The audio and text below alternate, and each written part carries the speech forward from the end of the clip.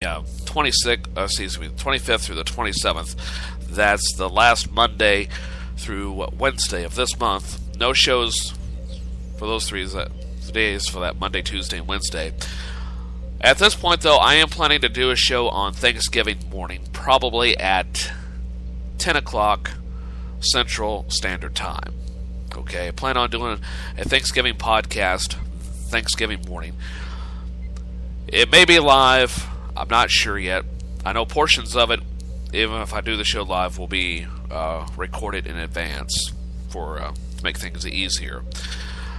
But that's what it's looking at this point. And then on that Friday, the way the schedule's working right now, I will have a couple of shows to compensate for the missed shows earlier in the week.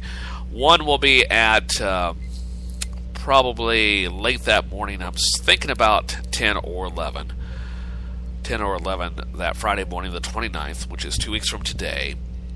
And then I'll have an evening show in which I will preview Christmas, okay?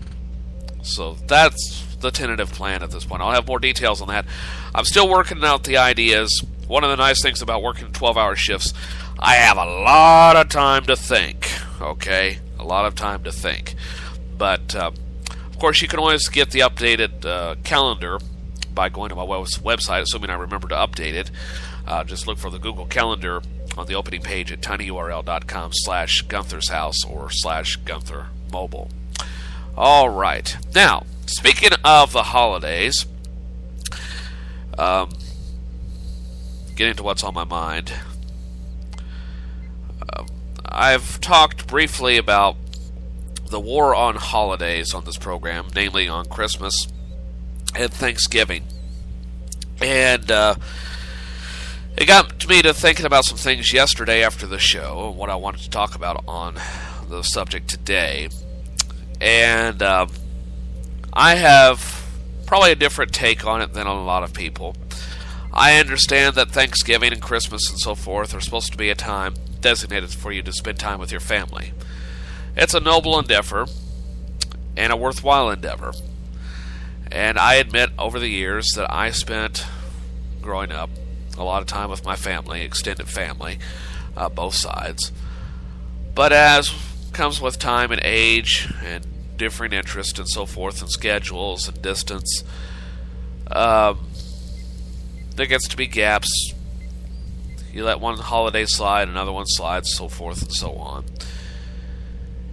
And as a result, when I first got into broadcast radio in 1994, I learned very quickly that I had a choice between my job or spending time with family, especially extended family, because it was not as easy for me to get away. And a lot of times I had to make extreme sacrifice on my sleeping schedule, driving schedule, logistics just to get to a destination so I could spend, at least a couple of hours with family, make it worthwhile. With that being said, though, I have a different take on it than a lot of people. And I admit I have paid the price. I hate being single. I hate the fact that I have no progeny, no children. And the way things are going, I don't see that changing anytime soon. It's not because I haven't wanted it or haven't tried to create my own family. The problem is that I have spent more time focused on trying to just keep a roof over my head or food on my table than finding a good woman to spend my life with. Now, that's not to say there haven't been a few along the way and that I have screwed up the relationships, but at the same time, there have also been some women who, in my opinion, probably shouldn't have been out in the dating field, let alone reproducing, nevertheless did, and end up screwing up a lot of other people's lives, but I won't get into that right now. But with that being said, I learned early on in broadcasting that some things have to be done if you want this career to work. And if you aren't willing to work at something, you don't deserve it. So maybe I don't deserve to have a family of my own. At least not right now. And I admit it. It's disconcerting to be 42 years old, and I'm seeing kids half my age starting families when I should be looking forward to becoming a grandparent right about now. But what I'm trying to say is, this notion of we need to spend time with our family, or that you should boycott going to such and such store on Thanksgiving because they're going to have these big sales. Who are you to tell other people that they need to spend time with their families? Maybe they've been estranged from their families, or maybe they don't have a family. And I admit, some of my relationships with some of my relatives have been strained over the years, partly through my actions or inactions, or things that were misunderstood. And I've had it happen on both sides.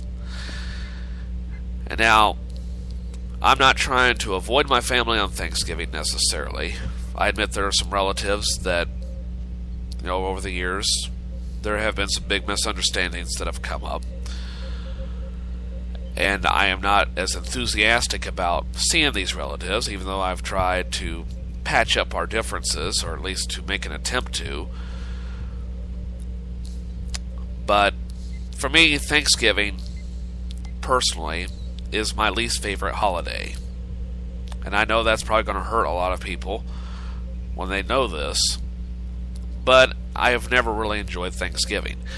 And I think it goes back to when I was in 3rd grade, 1980. That's the earliest Thanksgiving that I can distinctly remember. And even to this day, I have a hard time looking at those pictures of that particular Thanksgiving. Now, I'm not saying all Thanksgivings have been bad. There have been some bright spots along the way. But on that particular Thanksgiving, and I'm going to tell you a little family secret about what happened, without getting too intimate with it, I guess.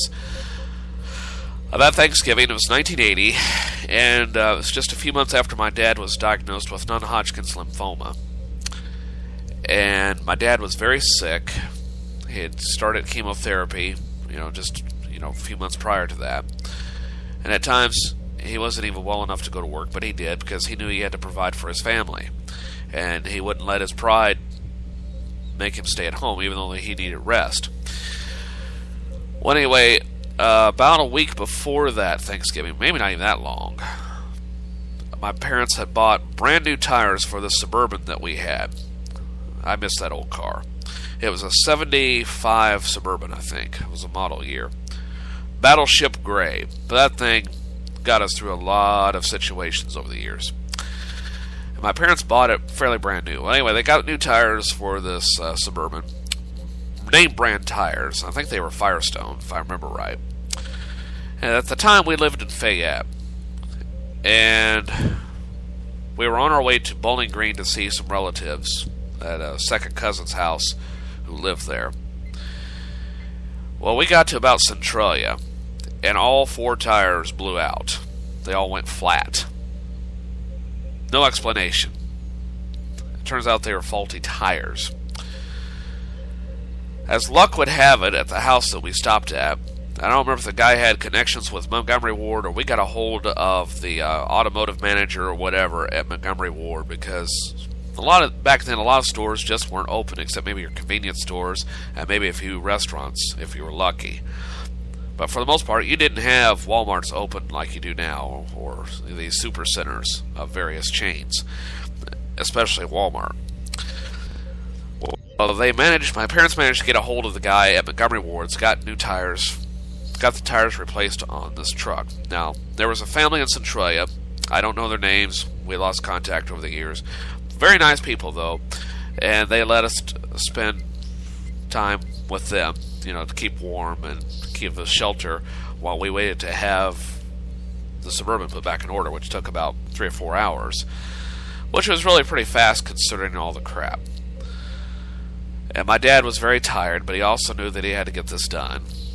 And he could have sent us back home so that, because I could understand that. But he also knew that it had been heartbreaking to our relatives who wanted to see us. So I guess I've always had that feeling in the back of my mind about Thanksgiving. And to me, a lot of Thanksgiving is a lot of hyper pretense basically it's like watching for me, watching a lot of family reunions anyway, is a lot like attending a United Nations peace treaty, where people are trying to be on their good behavior, but there are these subtle tensions here and there for whatever different reasons, for stuff that happened a long time ago, but they have become a part of your personality, and they've become a part of this tension that is now there, and the hostilities. And I guess for me, being single and no children, it's getting harder and harder for me to attend some of these family functions because I am almost middle-aged now. Actually, I think I am middle-aged when you think about it. Oh, that's really depressing. But anyway, I just don't care for all the pretense. And I would rather spend the holiday alone broadcasting now than I would to spend a lot of family. Now, I'm not saying I'm this way with my entire family. For the most part, I get along with my extended family. But as we splinter off and start our own little subgroups here and there, the things that once bound us together, I don't think mean as much. But yet we still hold to these traditions because we haven't figured out what else to do on this holiday. But that's part of it. Well, anyway, getting back to the war on Thanksgiving and on Christmas, and how it ties into my experience with broadcasting. What I got to thinking about yesterday was a lot of these news services are doing their advertising departments a serious misjustice, especially Fox News. Now, it's one thing to bring up this topic on an intellectual point of view, which I don't have a problem with. That's part of what I think news should be. It's more of commentary and opinion here. But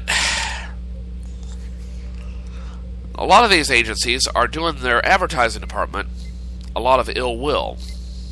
And I don't think they're even attempting to do that or even realizing that they're doing that. And what I'm getting at is, you don't go biting the hand that feeds you. And when you say such and such store is going to be open, mega chain store is going to be open on Thanksgiving with these great and wonderful sales. Okay. You're doing your advertising department a lot of ill will. Then your fellow employees, because they're not getting the revenue in their paycheck from those sales. Because advertising is what drives these news businesses to keep them in business. That's what broadcasting is, at least in radio and television, and newspaper for that matter, newspaper print. Now, it's one thing to ask a hypothetical situation, but organizations like Fox News, when they do this every year, and they've done it for years, when they say, well, we need to spend more time with family, yada, yada, yada. Well, you're a business. And if you don't have advertising revenue coming in, you're not going to be able to broadcast much longer. Or you're going to have to severely cut your staff. And I see that here on the local market. That's one of the reasons why a lot of these local stations suck in that regard. And yeah, you're going to have different programming because you're going to have different demographics listening during the holidays than you would during a normal day. And that's to be expected. So you're going to have a lot more shows that are recorded in advance, a lot more factory-made programs and things of that nature, more generic programs. But what I'm getting at is Fox News is doing themselves a disservice, and they're hurting these mega chains. Now, take for example, let's say for a moment that I owned a major chain of stores that has nationwide, perhaps even planetary connections. Okay, let's just say I have a nationwide chain here, a retail store, sort of like Walmart, and I'm going to have a big sale on Thanksgiving Day. All items are going to be at least 50% off or more. Now, I want to advertise that. So in order to advertise that, I want to advertise on all your major networks, on all your cable news networks, and I am going to buy lots and lots of advertising. I'm going to say, let's say for the sake of discussion, I buy $2 million worth of ads for 3 weeks of time leading up to that sale. Now, your news department runs a story about people shouldn't go out shopping, or you have someone that comes on there and says, Don't go shopping